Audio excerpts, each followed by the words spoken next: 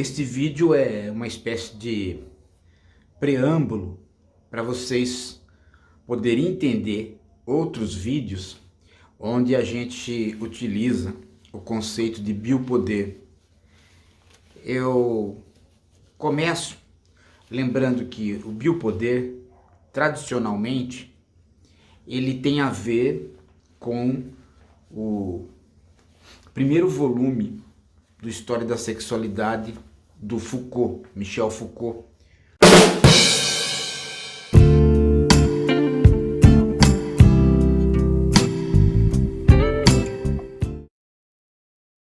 Filósofo francês, ele, nesse primeiro volume do História da Sexualidade, na última parte, lá no quinto capítulo, ele define a biopolítica da população e a anatomopolítica do corpo. O que ele quer dizer com isso? Ele quer dizer que biopolítica da população é uma política voltada para o biológico, para a vida aí tomada como vida biológica, e esta vida passa a ser um objeto do poder, um objeto dos governantes, do Estado, inclusive da própria sociedade, naquilo que ela representa também o poder.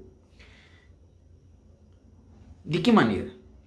Ora, você começa um certo controle das doenças, taxa de natalidade, taxa de mortalidade, conferência de equipamentos para que o Estado responda a questões de pandemia ou de epidemia. E, de certo modo, também uma higienização da sociedade, uma arquitetura que possibilite o saneamento básico. Enfim, há aí uma preocupação com a vida e com a morte que é completamente diferente da situação anterior, que corresponde ao mundo antigo e medieval, onde o poder se exerce sobre as pessoas, mas não sobre a vida. O governante, o rei, ele não se preocupa com essas questões. Ele ou deixa morrer ou ele manda matar. Ele se relaciona com a vida nesses termos. Ele não se relaciona com a vida criando uma política pública que tenha esses cuidados. Bem, isso o Foucault chama de biopolítica da população. Agora, isso é o coletivo. O Foucault também trabalha com o individual, onde ele fala que a modernidade é uma atenção para uma anatomopolítica do corpo. Em outras palavras, o corpo é analisado anatomicamente para ser cerceado e, ao mesmo tempo, impulsionado. Há uma gana de conhecer o corpo na sua individualidade para extrair dele forças que nunca foram extraídas e para acoplá-lo a mecanismos em relação aos quais ele nunca foi acoplado. Você pode pensar aí que o século XIX é a época, final do século XIX, é a época em que você tem os vários programas de ginástica, você tem os movimentos de nudismo, você tem o dístico main corpore sano, mas também você tem o Taylor e o Fayol organizando a linha de produção para que você possa ser acoplado à máquina e render tanto quanto a máquina lhe pede. É interessante notar que na biopolítica da população, você traz a parteira para dentro do hospital e a transforma em médico. Enquanto que na anatomopolítica do corpo, você traz para dentro do hospital uma série de aparelhos que conformam o corpo. Você pode ver que este resto de conformação do corpo vai atravessar o século XX. Eu mesmo peguei isso, né? Eu usava... fulano, menino tem pé chato. Então, tem que fazer uma anatomopolítica do corpo. Tem que fazer uma anatomia, ver como é que a anatomia dele está presente, como é que a anatomia dele deveria ser, e bota uma botinha ortopédica nesse menino, né? Nós até hoje fazemos isso, né? Agora, inclusive, virou moda, né? A usar aparelho. Todo mundo que eu conheço, até mais velho, usa aparelho nos dentes, né? Então, é uma série de correções que vão sendo feitas no corpo e que depois se transmitem para o interior do corpo. Marca-passo, estente, uma química adoidada, né? Mas isso é uma anatomopolítica do corpo que nasce, que é característica da modernidade, e ela só se desenvolve. Bem, esse é o conceito básico. Quando nós estamos hoje diante de uma pandemia, esse conceito ele se torna imprescindível. Por quê? Porque tudo que é feito na pandemia é feito considerando biopolítica da população, anatomopolítica do corpo. Aí sim o conceito de biopoder emerge, porque a gente percebe claramente que o poder só se exerce enquanto poder sobre o corpo. Mas é interessante notar o seguinte, que o poder só existe se existe o corpo para que o poder seja exercido. De modo que o próprio vírus, ele nasce como biopoder, porque sem eles o poder não se exerceria como está se exercendo neste período. Ele se exerceria de uma outra maneira, mas nesse período ele se exerce exatamente tendo como centro das atenções de cada cidade o hospital, o cemitério e as lojas, que é o conflito entre os três elementos de biopoder, né? As lojas como volta ao trabalho, o hospital como centro da cura e o cemitério como a situação do devastamento total. Você percebe que nos três casos as pessoas atuam sem compreender a noção de biopoder, porque os três casos estão relacionados, mas elas tratam os três casos separadamente. Elas acham que a loja deve funcionar para a economia não falir, elas acham que o hospital deve curar por ele próprio, e elas acham que o cemitério deve enterrar os seus mortos, sejam eles quais forem. Elas não percebem que o biopoder, ele atinge o corpo e se faz poder porque tem o corpo, mas ele faz isso numa escala de inter-relações impensável em outros tempos. Junto disso, vem um outro conceito, que é o conceito elaborado por um filósofo italiano, o Giorgio Agamben. Diferentemente do Foucault, que faleceu, o Giorgio Agamben é um filósofo atuante, vivo.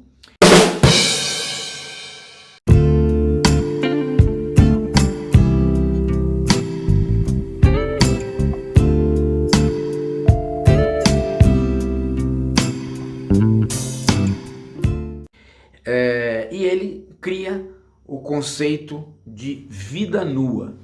O que ele faz com o conceito de vida nua? Vida nua é zoé em grego, ou seja, a vida puramente da sobrevivência.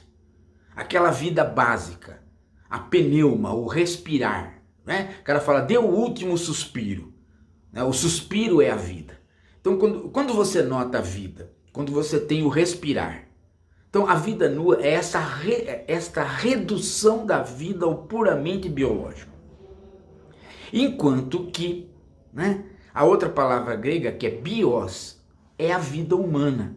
Aquela vida que nós exercemos não como o mero respirar, como a mera sobrevivência, mas a vida que nós exercemos enquanto pessoas, ou seja, com uma necessidade ética, com uma necessidade de reconhecimento, com uma situação de dignidade. A modernidade, para o Agamben, é a época em que a vida nua se sobrepõe à vida humana, tanto para o bem quanto para o mal. O que ele quer dizer com isso? Ele quer dizer o seguinte, que nós passamos a ter quase que uma idolatria pela vida biológica. Isso parece ser um ganho, né? Porque você fala assim, puxa vida, O que nós temos que preservar é a vida. O que nós temos que manter é a vida. Antes vivo do que morto. A gente sempre fala isso. Mas depois a gente lembra que não é bem assim que a gente se relaciona com a vida. A gente lembra que a maioria de nós não gostaria de viver de maneira alguma se fôssemos humilhados numa situação desesperadora. Então a vida para nós é muito mais reconhecimento, é muito mais vida ética do que vida puramente biológica, vida nua. Mas o Agamben diz, para o bem e para o mal, o fato é que vida passa a ser a vida nua. Quando isso se casa com o conceito anterior, você tem então a biopolítica da população e a anatomopolítica do corpo sendo tratadas coletivo e individualmente, respectivamente, a partir do conceito de vida biológica, vida nua. Então você pode até dizer que a modernidade cria a biologia e também cria a vida restrita à vida biológica. É muito interessante isso, né? Porque você vê essa disputa na questão da pandemia atual. Muitas pessoas acham que o que vale é a sobrevivência, e isso é importante. Mas outras pessoas lembram que a sobrevivência só ocorre se houver vida digna. A sobrevivência não vai ocorrer no lugar onde não há saneamento básico, entenderam? No lugar onde não há cuidados para com a saúde antes do hospital. Então, a noção de vida nua, muitas vezes leva uma situação de perversão, como aquela que o Bolsonaro disse, né? Ah, a criança pula aí lugar com esgoto e não morre. Ou seja, o importante não é que ela tenha uma vida digna, o importante é que ela sobreviva, e isso já garante a noção de vida. Mas, o que o Agamben diz é, esta redução é puramente moderna e ela é nefasta. Ela nos faz estarmos todos sob a circunstância que estivemos quando se tem o campo de concentração. O campo de concentração se universaliza, ele diz, na modernidade. Ora, um outro conceito que aparece coligado a esses dois é o do filósofo alemão, também vivo, Peter Sloterdijk.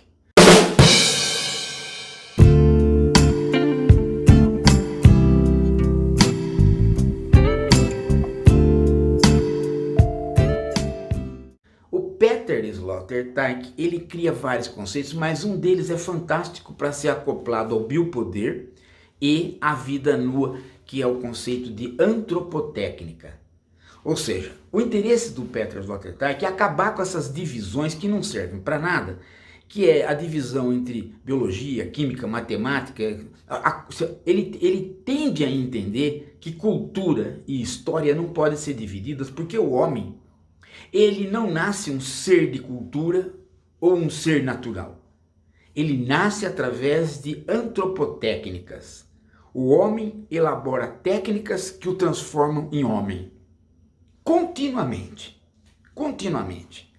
Quer dizer, quando você tem o primitivo dando os seus primeiros passos para se transformar no homem moderno, o que você tem é o primitivo trabalhando com técnicas que são técnicas que vão transformá-lo em homem. Por exemplo, as técnicas que desenvolveram o polegar. Das técnicas que desenvolveram o polegar para as técnicas de atirar uma pedra e acertar. Ora, quando você atira uma pedra e acerta, você criou o quê? A possibilidade do movimento simbólico que mais tarde vai ser a linguagem. Porque a linguagem é formada por proposições.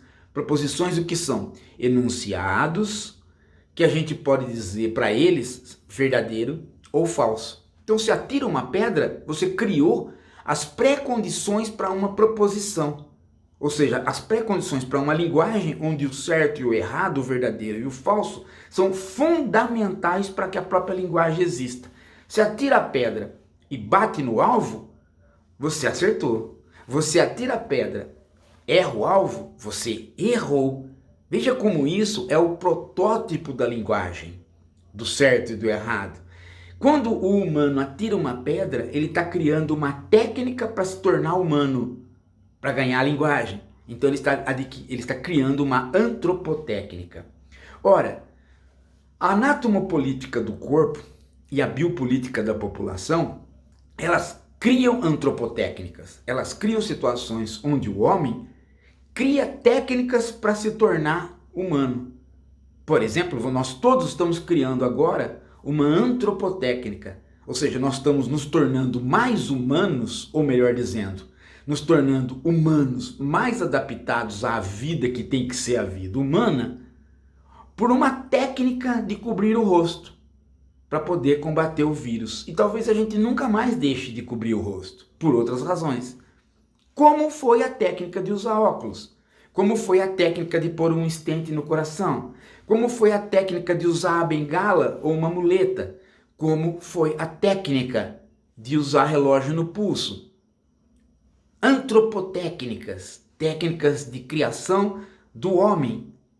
Agora, na pandemia, um enorme número de antropotécnicas vão sendo geradas em função nossa, na medida que nós vamos nos tornar ciborgues, na medida que, tanto pela vacina, pela química, quanto por atitudes, nós vamos mudando a característica de sermos homens de agora para sermos versões humanas do amanhã.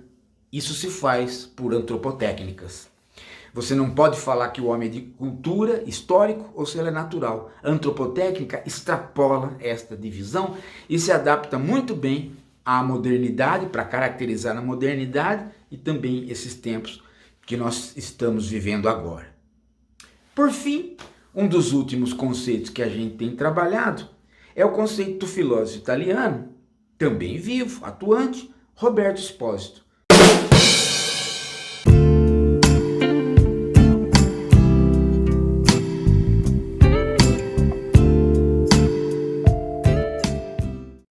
Roberto Espósito fala, dentro dessa linha, é que o biopoder, ele é uma ocasião de manifestação, e isso o Peter Sloterdijk também diz, né, de manifestação de uma prática humana, né, o Sloterdijk diria, de uma antropotécnica, que é sempre pegar aquilo que nos atinge e nos transformar aquilo que nos atinge de modo nocivo em alguma coisa com a qual nós nos imunizamos por aquilo que nos atinge. Então é o processo virótico, né?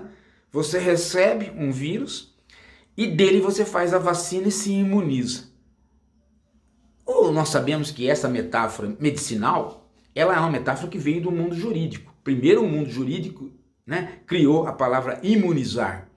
E depois ela passou para a medicina. E hoje ela retorna para todos os cantos no conceito do Roberto Espósito, porque ele diz claramente que o que nós estamos fazendo hoje em dia, ou sempre fizemos na modernidade, ou talvez tenhamos sempre feito desde que o homem é homem, é buscar crescentes círculos de imunização. A cidade é um círculo de imunização, né? O país é um círculo de imunização, a nação, às vezes a língua é um círculo de imunização. Veja como casam as imunizações. No momento atual, nós estamos querendo nos imunizar ao vírus, mas o vírus é o próprio Bolsonaro também, porque ele faz o papel que o vírus quer fazer. Então, nos imunizarmos com o vírus tem por extensão nos imunizarmos às ações do Bolsonaro. Como? Trazendo as ações dele para nosso interior e produzindo no nosso interior uma vacina contra ele. Isso não é difícil fazer, por quê? Porque igualzinho ao vírus, o Bolsonaro tem um comportamento repetitivo. Esse vírus que está aí, inclusive, ele tem pouca mutabilidade, ele muda, mas ele muda menos que os outros vírus. Em comparação, ele muda menos. Então ele se deixa apreender o seu caminho. Portanto, vai ser mais fácil fazer uma vacina contra ele. Ora, o grande vírus, que é o coronavírus, o capitão coronavírus, que é o Bolsonaro, ele também tem uma mutabilidade muito baixa. Todo dia ele repete aquilo que ele já fez sempre. Por exemplo, eleger inimigos. Por exemplo, bater, assoprar. Por exemplo, criar o gabinete do ódio. Por exemplo, negociar no Congresso quando ele diz que não vai negociar. Por exemplo, ser sempre tosco. Então, ele é fácil de mapear qual ação que ele vai fazer amanhã. A oposição só não consegue dar conta dele porque a oposição, pelo menos uma parte da oposição, a parte da esquerda dita não reflexiva, meio burralda mesmo, não consegue. Mas nós todos aqui sabemos que nós podemos nos imunizar ao vírus e nos imunizar ao capitão, uma vez que nós conhecemos o comportamento dele. São esses conceitos básicos que a gente pode ter aqui, estudar. O Roberto Expósito, num livro chamado Bios e outros livros, a tradução em português está no Português de Portugal. O Sloterdijk tem vários livros, eu aconselharia vocês pegarem os meus sobre ele, que aí você tem uma introdução mais fácil. Você pode pegar o Sloterdijk pelo 10 lições sobre o Sloterdijk, da Vozes, ou então pela editora Via Veritas, o Para Ler Sloterdijk. E o Jorge Agamben tem todos os livros seus traduzidos, mas eu aconselho você pegar um especial, que se chama Nudez. Nudez, está traduzido também.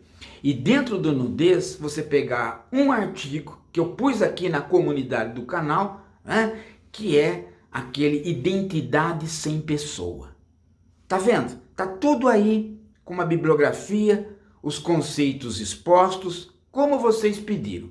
Agora é só pegar esses conceitos, estudar e ver os vídeos anteriores que vocês vão entender o momento de um modo totalmente diferente e que nenhum outro canal fornece para você.